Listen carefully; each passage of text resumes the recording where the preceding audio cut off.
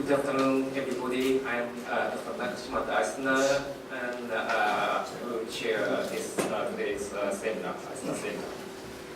So, thank you very much for joining us. And first of all, I'd like to introduce today's speaker, Professor Mohamed Nasef, and his current affiliation is with the Chemical Engineering Department, Universiti Teknologi Petronas, Malaysia. And before that, he was a professor at the Malaysia-Japan International Institute of Technology in Malaysia. So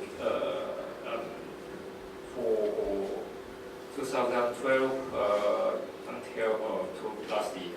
So for that means he moved from the old university to new university. Oh, I mean not last year, 2 years ago. So about 4 years ago, this is his second visit. About 4 years before, he visited our laboratory and stayed in my lab for about 4 months. And at that time, I was a professor at the chemistry department.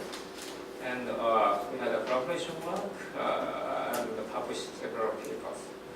And I like to show about his publication, and he published many papers, including chemical review papers, and published in Journal of our sources, and Journal of the Electrochemical Society. That's a paper from ECS, and Journal of Hydrogen Energy, and the International Journal of Hydrogen Energy. Such a journal are very common for us smart people. So this field covers electrolyte or fuel cell and related materials. And title of his talk today, as you see on the screen, new generation of nanocomposite polymer electrolyte membrane for fuel cell application. With Nasef, please. Very good afternoon. Thank you very much, Professor Nakashima, for such a kind introduction. And thank you very much for him and for I²CNER for hosting my visit for 2 weeks that will end this week. As Prof. Nakashima mentioned, my area of specialization is about polymer electrolytes, which mainly we use for fuel cell application, other related electrochemical applications. I'm attached to 2 institutes. I'm currently a professor here, and I'm a visiting professor at Malaysia-Japan International Institute of Technology, which is a joint project between the government of Malaysia and the government of Japan. All right, let me give you a bit of introduction about Malaysia. Maybe you haven't been there or you haven't had that chance. So Malaysia basically is composed of these two parts. One is basically the Peninsula Malaysia, which is in the west, and East Malaysia, which is basically very close to this part from Indonesia, which is called Borneo, and this is basically Indonesia. Basically, my university, Universiti Teknologi Petronas, is owned by Petronas, which is the oil and gas company in the Malaysia, which is among the top 500 fortunate companies. So the other institute is in the city of Kuala Lumpur, which is basically the capital of Malaysia. So this is basically the campus where I came from. This is a fancy campus that costs more than 1 billion USD in the structure, and it's built by the architect who designed the Kuala Lumpur city center. So it's a steel structure in the middle of the jungle. So around here there is a jungle that is millions of years, they call it reserves, and we are not allowed to do anything with it. You can see here we have, this is the main hall, which is something state-of-the-art kind of building, which is green and suitable for this particular hot area. There are more than 20 buildings where all the faculties and the research institutes are hosted. This is basically the main hall, building administration hall, where you have this graduation hall, and you have this our state-of-the-art library, and we have recently completed the building which hosts all the most of the R&D, which is comprising 6 research institutes, like this one. These are the research institutes which basically host smaller 46 kind of research center with 1,200 postgraduate enrollments and more than 6,000 undergraduates. And we have a program called Foundation, which is basically bridging the high school with the university. All right, that's it about Malaysia. Long ago, I started my work in the PhD, and it was by a chance as a fuel cell. Actually, I work in one particular area which comes under what you call it,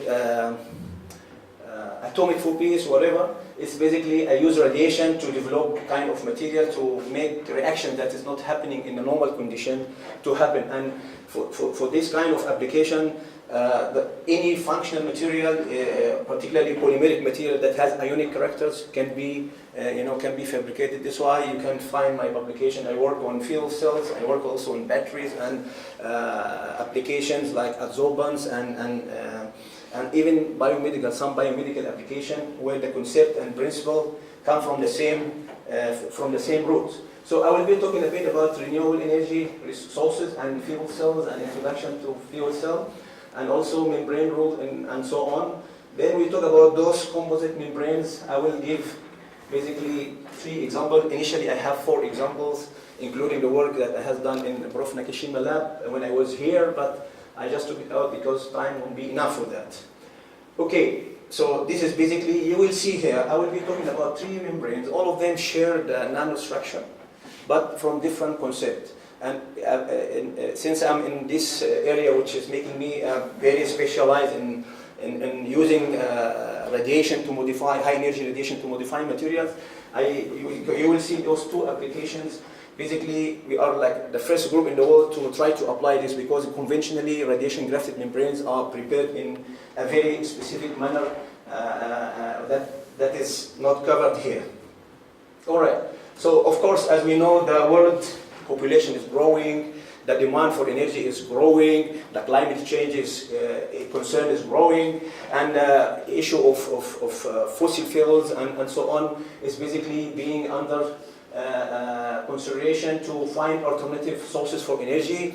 And of course, we know that the renewable sources might cover solar energy, wind energy, tidal and ocean thermal and geothermal energy, and biomass and fuel cell here. So in order to work in a fuel cell, there's a number of sciences and engineering aspects that have been involved in that, including physics, chemistry, biology, mechanical engineering, electrical engineering, and so on. So it's a combination of efforts that need to be carried out.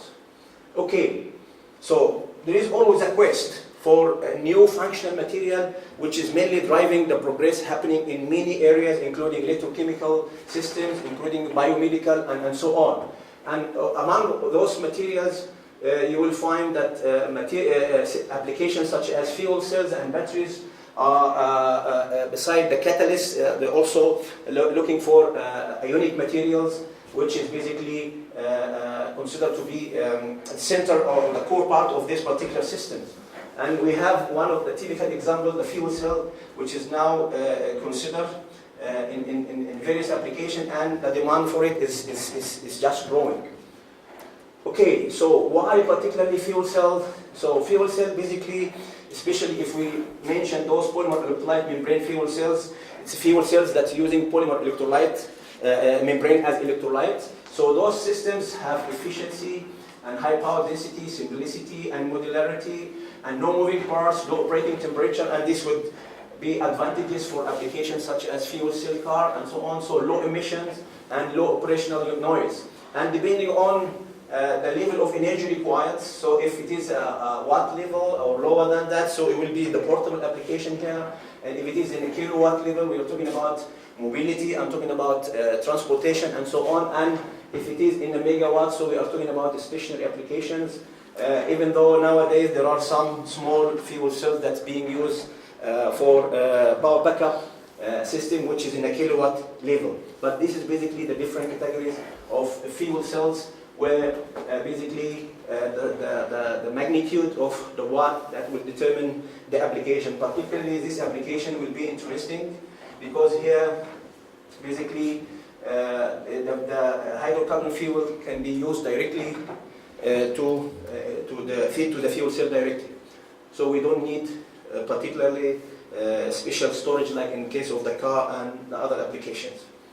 Right, so what is a fuel cell? In principle, fuel cell is an electrochemical device that converts the free energy of fuel, which is typically here hydrogen, and it can be a reformed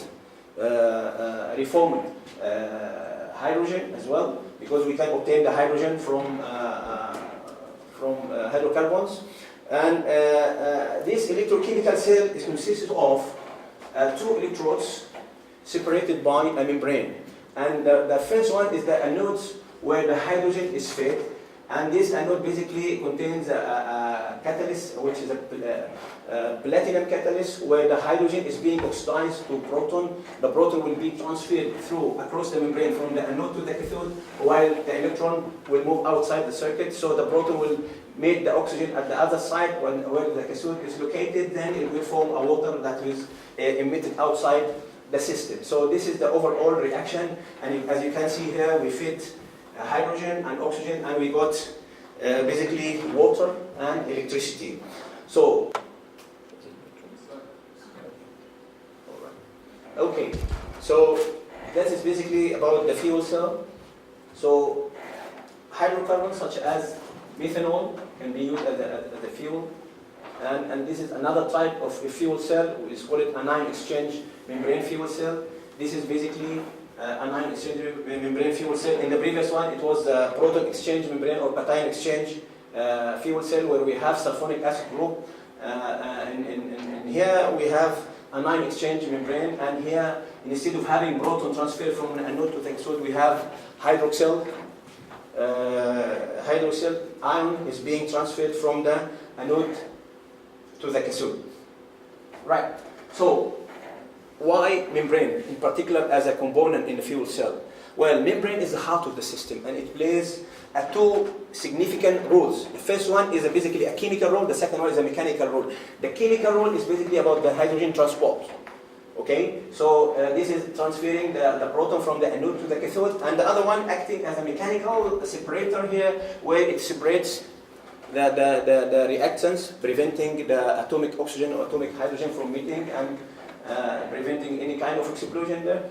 And actually here, these are the factors that dictate or affect the proton transport, like membrane thickness, for example, hydration state. As we know, the functional group in this kind of membranes, it will be sulfonic acid, for example, and this sulfonic acid is strongly hydrophilic group. So definitely the number of water molecules per sulfonic acid will be a factor here. So this will affect the overall water management system of the fuel cell. And of course, this is basically when we put the membrane with the electrode to have a complete electrochemical cell. So there will be an issue here, or a factor that is important, which is basically the interfacial, the membrane electrode interface. Basically, this is the area where some resistance might be exerted that will affect the performance of the fuel cell. So these are the parameters that will control eventually the transport of the proton from the anode to the cathode. While when we're talking about mechanical function, we are talking about separation of electrons. So those membranes should be zero electronic conductivity. Okay, so basically also a separate reactant, and it must have a necessary mechanical integrity. Why? Because during the fuel cell operation, so the system requires humidity. So the membrane function in the aqueous phase, the proton is transferred in the aqueous phase of the membrane. So during the operation, there will be a stress that is happening there. So it might involve expansion, shrinking, and because of this, it might be some cleavage or separation of the electrode from the membrane. That's why the membrane must have appropriate mechanical integrity to prevent such an issue. Okay, so talking about polymer electrolyte fuel cell, as I mentioned, these are the cells that are using polymer electrolyte basically membrane, and they are, we can classify into 4 types. One is the polymer electrolyte membrane fuel cell, the normal one that operates at 80, and we have the similar system but operating at higher temperature. And we have another system which is basically using methanol as a fuel, replacing the hydrogen. And we have anion exchange membranes, fuel cell. This system also can use either hydrogen or can use methanol as a fuel. As you can see here, this is the different operating temperature. And basically those are the applications that basically from, you can see here, vehicular application and mobility is basically one of the best application and a growing application on demand now for this kind of fuel cells, except like methanol fuel cell, it will be for portable application, as I mentioned earlier. So what are the major issues? It's always, when we talk about fuel cell and membrane, it is always the durability. So you have high conductivity, and you have stability, and you have the cost. So you want to have a membrane that's very cheap and can maintain the required stability during the fuel cell operation. Same for this high temperature fuel cell, but in this case, since you operate above 100, we need the membrane that can tolerate the low humidity. It can operate better at this, we call it less water-dependent membranes. And for direct methanol fuel cell, the main issue is basically the methanol crossover. And we will see what's the problem with the conventional membrane in that regard.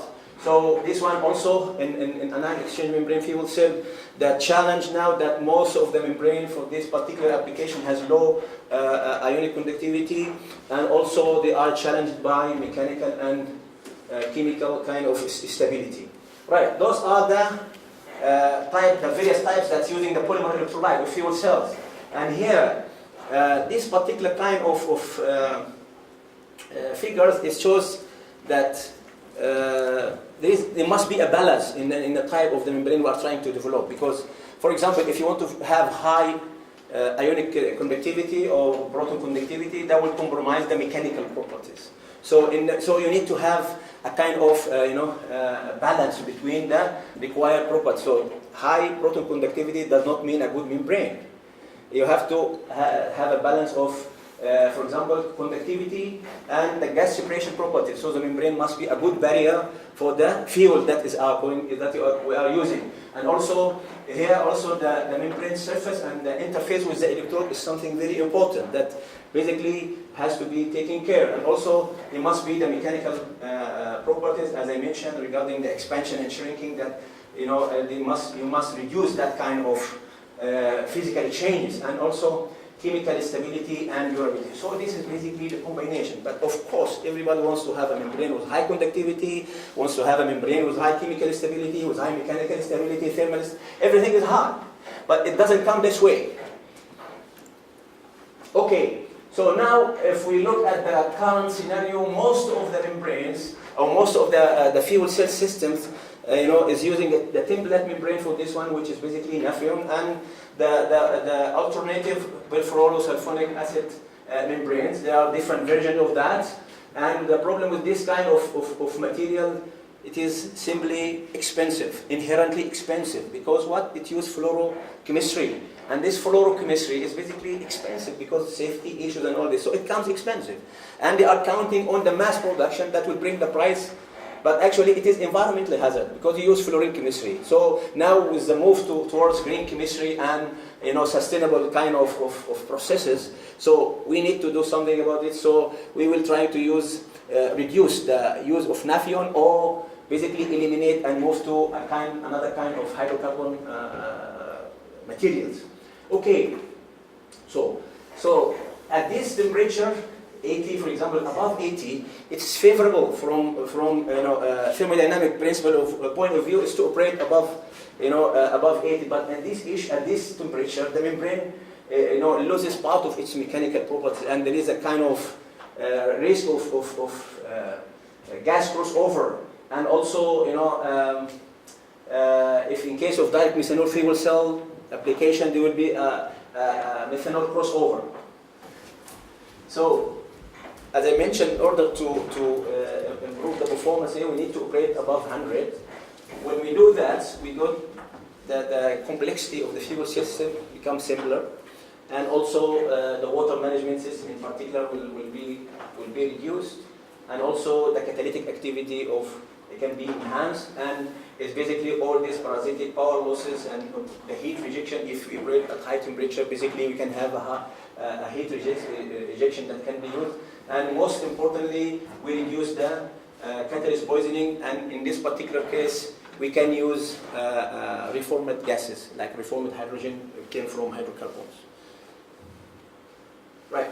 So this is a slide which is full of many things. I just make it simple. So talking about the concept of alternative composite membranes here. So basically, when you talk about a composite membrane, it's a material or a membrane that is composed of two or more blended compounds on a molecular scale, out of which, like one is organic, one is in inorganic form. So basically, those are the different approaches for making those kind of composite membranes, as you can see here. So we can have what you call it proton conductive polymer, and we fill it with proton conductive filler or non-proton conductive filler, and so on. So these are the different approaches, which through the work I'm presenting, you will see me covering some of those approaches. So if it is the filler is conductive to proton, so what we will do, we will functionalize it so that it become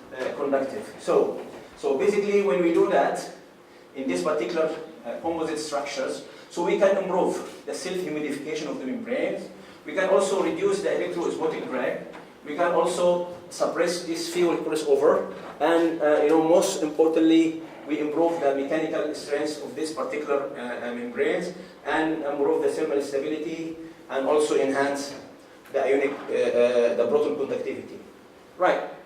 So this again is a slide maybe from the text, but it's basically it shows the most common methods that's being used for forming these composite membranes. So one is physical blending method, which is simple and easy, and also there is another method which involves salt gel method, where we combine the polymer and precursor, and we conduct hydrolysis and condensation, then eventually we got the composite membrane. And also there is a method which is called infiltration, where we add the precursor to the solid membrane, then infiltrate the membrane, then they have been subjected later to kind of curing.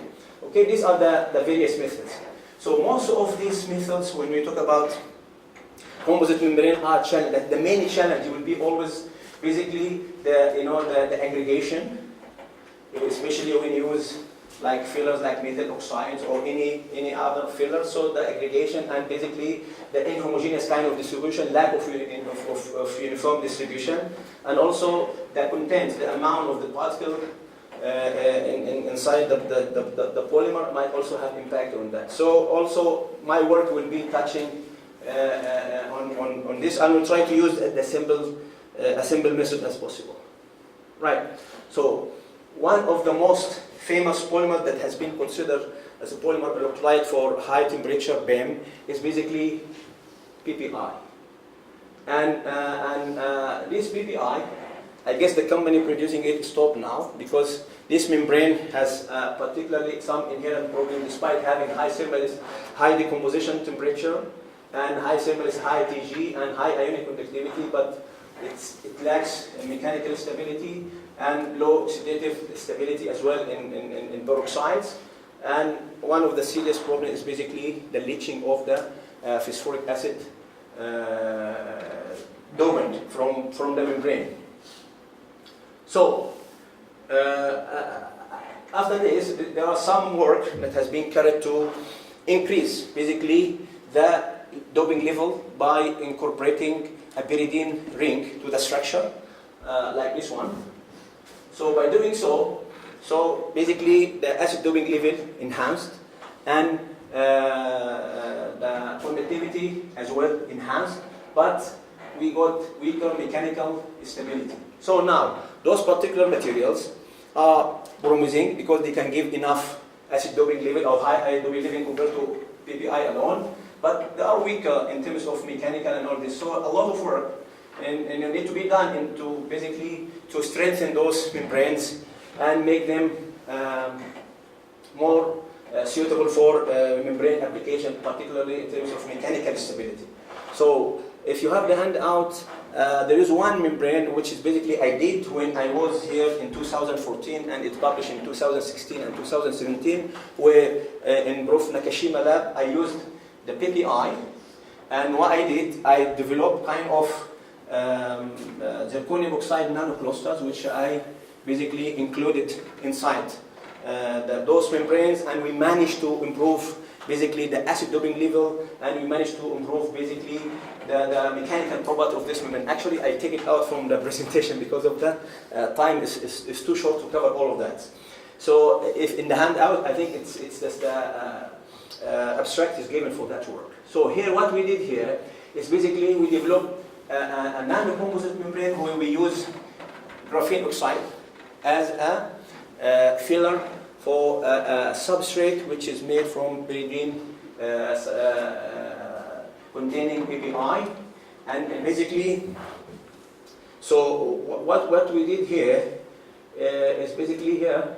So the objective here, highly stable nanocomposite membrane, basically using the GO. So as you may know, GO might not be conductive enough. So so we thought of modifying the GO by introducing a phosphonic acid group so that it can be more uniformly distributed, and in the same time we do not compromise or enhance the conductivity and enhance the acid doping level as well. So this is basically the steps where we have this status from graphite, and the graphite was basically undergone oxidation and exfoliation. Eventually we have the graphene oxide, and the graphene oxide is treated with polysulfonic acid, polyphosphoric acid.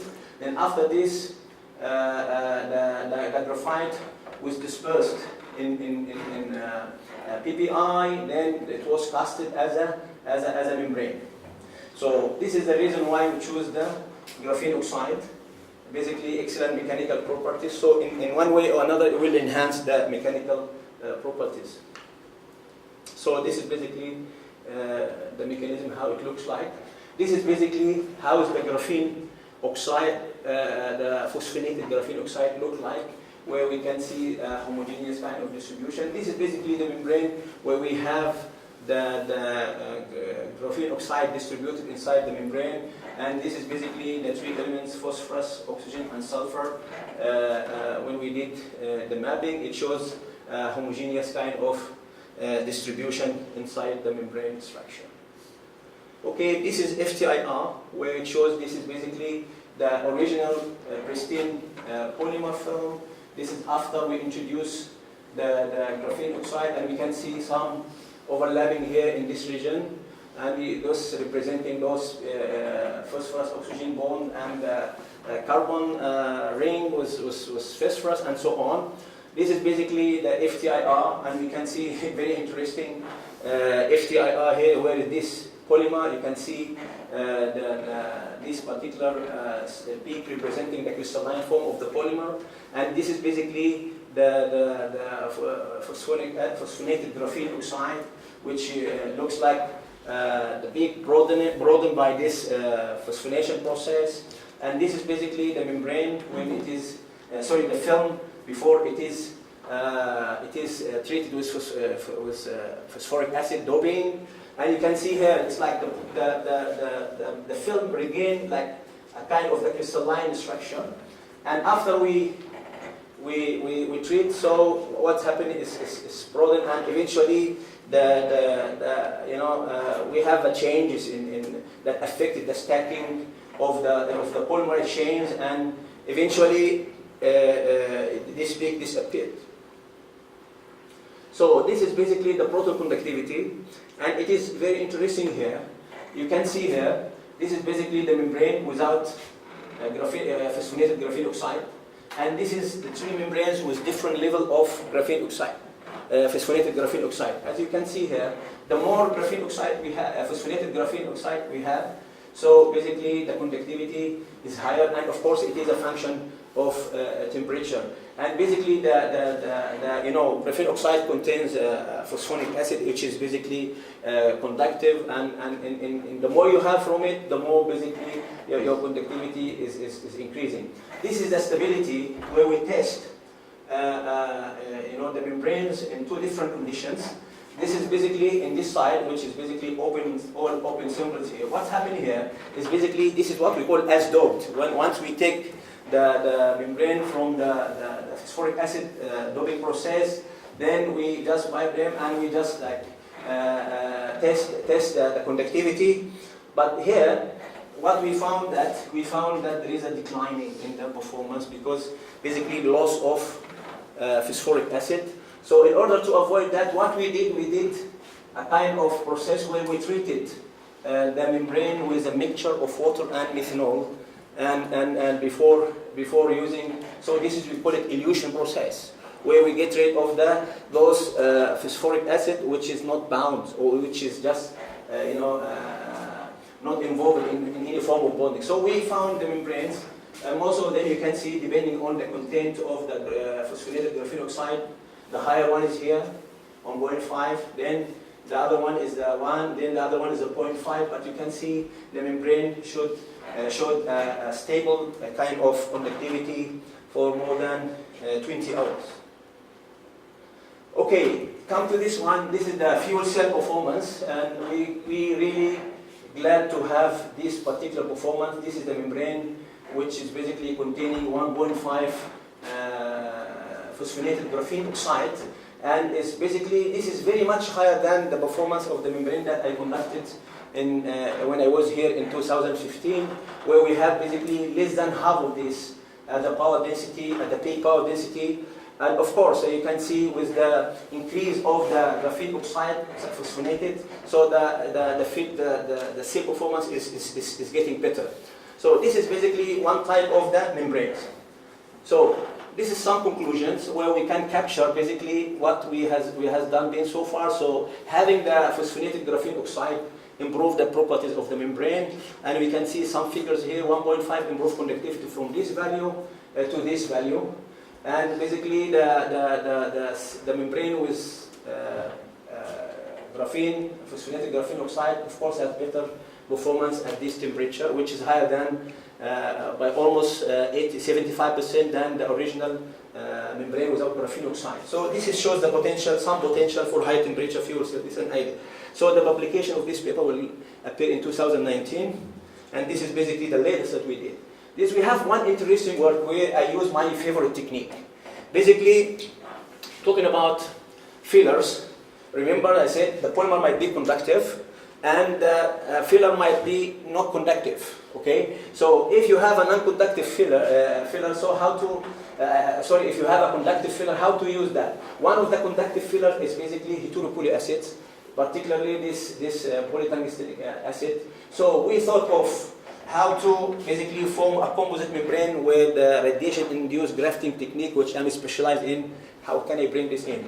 So we thought of a kind of membrane we call three-layer membrane. This three-layer membrane, where the concept is basically we use the immobilize the heteropoly acid inside a middle layer or interlayer, and this particular middle layer is covered by a thin layer of naphthalene from the top and the bottom. So we have a sandwich where basically we have a membrane of a thickness of around 60 to 70 micron, where you can also control the thickness, but this is just to prove that particular concept. So what we did is we used electrospan interlayer, which is basically, we have the option of the polymer. We choose first nylon, which have very good electrospinability. Then after this, we realize the naphthalene goes under hydrolysis, so it's not proper. Then we move to another type, which is cheaper polymer, which is basically polypropylene. So polypropylene, in order to electrospan polypropylene, is not an easy task. So we have to choose sandutactic polypropylene, which is basically can be dissolved after hectic effort. Then you can electrospan this particular polyethylene. So we formed that. So what we did, we formed basically electrospan polypropylene or naphthalene. So anything that is for naphthalene here is also applied for, because we compare actually between both of them. So we electrospan this. Then after this, we use radiation-induced grafting technique to introduce what do you call it, pyridine polyvinyl pyridine, and this vinyl pyridine basically will bring the basic character to that particular nanofibrous structure. So doping this with PTA, polytungstenic acid, then we can immobilize those particles or those nanoparticles inside that particular structure. Then we have a layer of naphthalene on the top, we have a layer of naphthalene on the bottom, then we did some heat treatment. Then after this we treat with 1 molar sulfuric acid. Then we get the membrane. That's basically the idea. And I guess among those who are using membrane radiation grafting techniques, I think this is the only group in the world doing this. So normally the normal method, we use a normal film. The advantage, we use a commercial film of any thickness, which is normally dense, then you can modify. Or you use a porous film, or you can fill the pores with any polyelectrolyte that can be originated from a monomer that can be grafted by this particular technique. But in order to go for this kind of structures, I think we are trying to basically put something together that is basically we know, and also it is feasible and can be done. Okay, so those membranes, they have less water dependent characteristics, as you can see later. So this is how it looks like. So this is the central layer, and this is the structure magnified a bit, and this is the top layer, and this is how the structure looks a bit. This is basically the before doping, and this is after doping with. This is before adding the naphthalene layer. This is after adding the naphthalene layer. So you can see this is this particular structure here. So okay.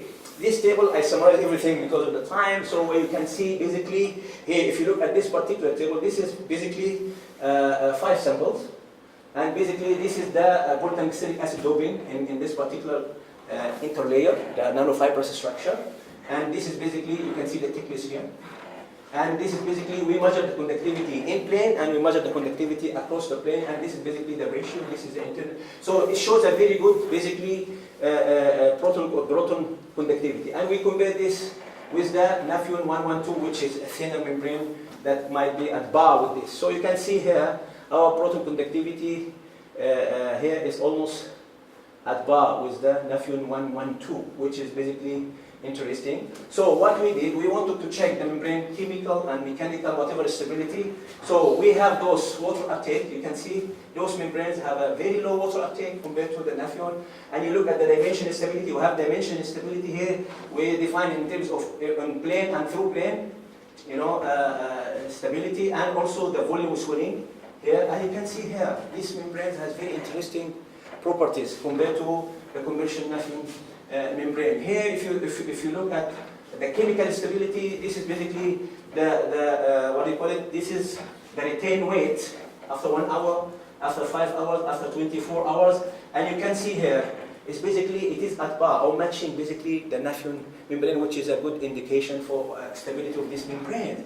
And also for mechanical properties, you can see here the membrane has very good mechanical properties. We tested those membranes for DEMFC normal, and we get very interesting performance here. The peak on density, you can see the open circuit voltage is even more than 1 here. So means gas crossover is or gas barrier properties are very good, and you can see here this is basically the peak of power source is around 900 or so milliwatt. Okay, when we tested a similar membrane for direct methanol fuel cell, it was also very interesting, especially when we use a feed which has 5 molar methanol. And you can see here, this is the membrane, and this is basically, this is 2 membranes, right? You can see these 2 membranes here. And you can see here, this is the thickness here, this is a bit thicker. And we compare with this 115, which is almost matching the thickness. So this is basically the in-plane conductivity. You can see this is basically a bit higher than even the naphthalene. So this is the through plane conductivity. And interestingly, you can see here, this is the permeability. So this membrane has very fantastic barrier properties towards methanol. So you can see here, it's very, and also in terms of performance, and you can see here, this is basically the 115 Nafion under this condition. And this is basically those two membranes, which is 3-layer kind of membrane. Then you can see from this, it's a simple process where we electrospun, then we graft, then we introduce the PTA, then we use this interlayer as, you know, to be covered by 2 layers of Nafion, and this is basically one of those membranes that I wanted to show you or share with you today. So that particular strategy is interesting, and with that we can get a good quality membrane. Of course, all of this kind of work require further and more. We have actually a lot of data and all this. You can find them in the publication I gave on the presentation. Yeah. All right. So this is again, you know, you can see here the performance of the fuel cell. We got this 930 milliwatt cm square, which is substantially higher than this 112, and also with the direct methanol fuel cell at 5 molar methanol feed, we get this particular, and particularly this material for nylon. Nylon is good for electrospinning, but the problem is it can be hydrolyzed under the condition of fuel cells. So we try with that to prove the concept, because easy you can do. Then we move to some other material. Of course, you can change this with BVDF, we can change with whatever you can electrospin, but of course, as I said, remember BVDF contains fluorine. Again, it's a kind of so this is a simple hydrocarbon polyolefin. Okay, this is another interesting part from our group, which is again I can see that we are the only one doing this, because the group in UK, University of Surrey, Professor John Varquay, is doing this kind of membranes. He used radiation grafting to produce a 9 exchange membrane. He starts from ethylene tetrafluoroethylene dense film. You can control the thickness, 50, 100, or whatever. Then you introduce, exposed to high energy radiation from electron beam or gamma source, it forms radicals. Then you expose to a monomer, which is vinyl benzyl chloride. Then from vinyl benzyl chloride, you have a Cl there. This particular Cl you can substitute with whatever you like, monoamine, diamine, triamine. He has done a lot of this and published a lot of this. But of course, we are also doing the same. We are competing, so we thought of doing something which is a bit different from that. So what we did, we used the same concept. So we electrospun polypropylene or nylon.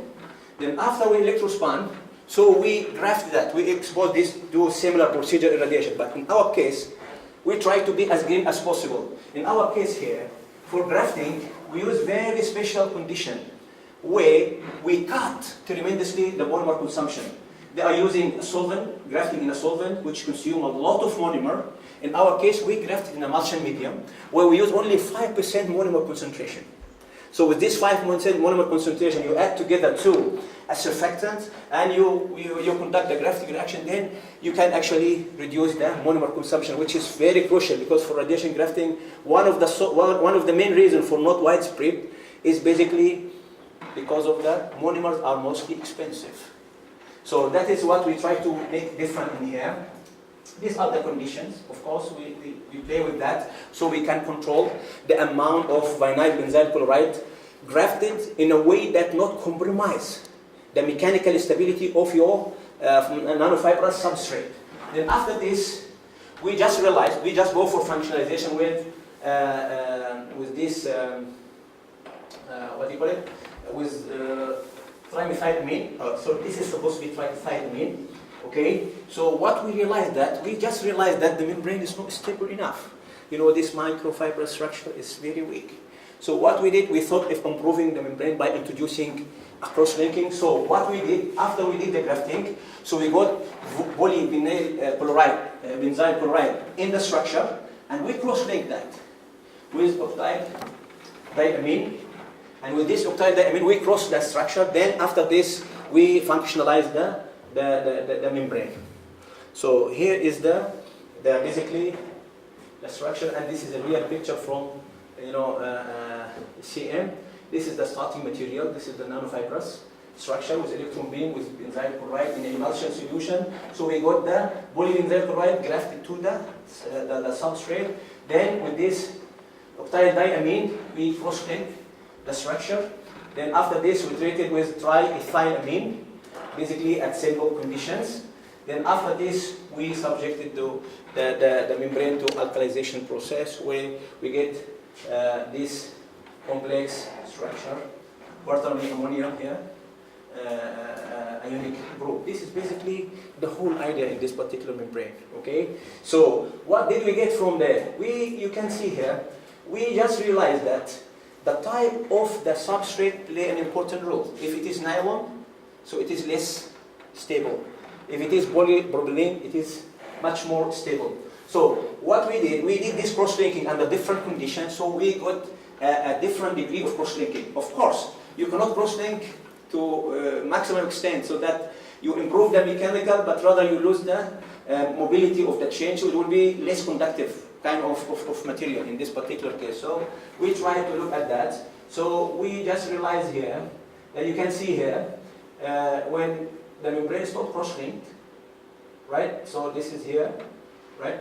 So when the membrane is cross-linked and all this, so we get better performance. But when the cross-linking increase, so what happened is basically the conductivity started also to decrease. You see, but anyway, with all cross-linked membranes, looks like better than the membrane which is not cross-linked. So this is basically shows the level of conductivity that we can get, and which is interesting because for this kind of anion exchange membrane, they are challenged actually by low level of conductivity. And you can see here, we get very reasonably high level of ion exchange capacity in this particular membrane. And this is basically talking about the stability. Okay, as I told you, when we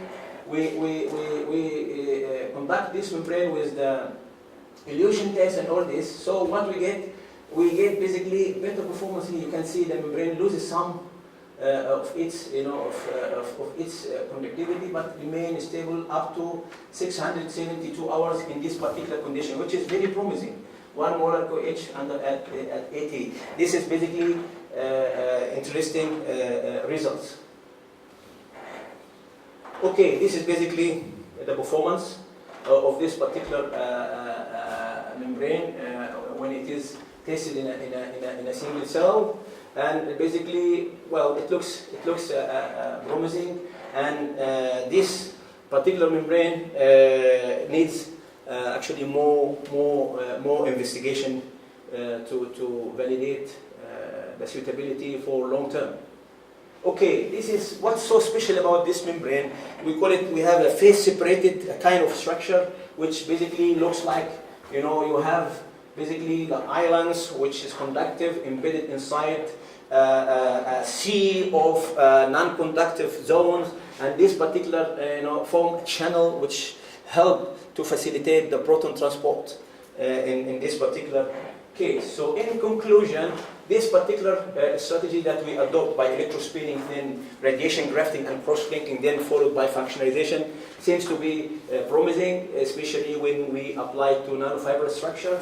And basically, the membrane has very good OH conductivity, low methanol permeability, which is you can find in the paper I didn't show here. Then the cell performance is also looks promising. And basically, we need to focus more on the membrane based on polypropylene. So in conclusion, so more work needs to be done to increase the stability of the membrane, to migrate from those fluorocarbon-based to hydrocarbon-based. Longer test, dynamic tests need to be done. More work actually need to be done, and there is always plenty of work to do in this particular. So the hydroxide ion conductivity need to be posted more, stability and so on need to be posted more as well. So at last, I'd like to acknowledge my team and co-workers and students and postdocs and those collaborators and the funding, which is mainly in our case, based on the previous university, we are given a status of what's so-called research university. So most of our funds come from Ministry of Higher Education. And with this, I'd like to thank you once again for your patience, and I'm looking forward for your challenging questions. Thank you very much.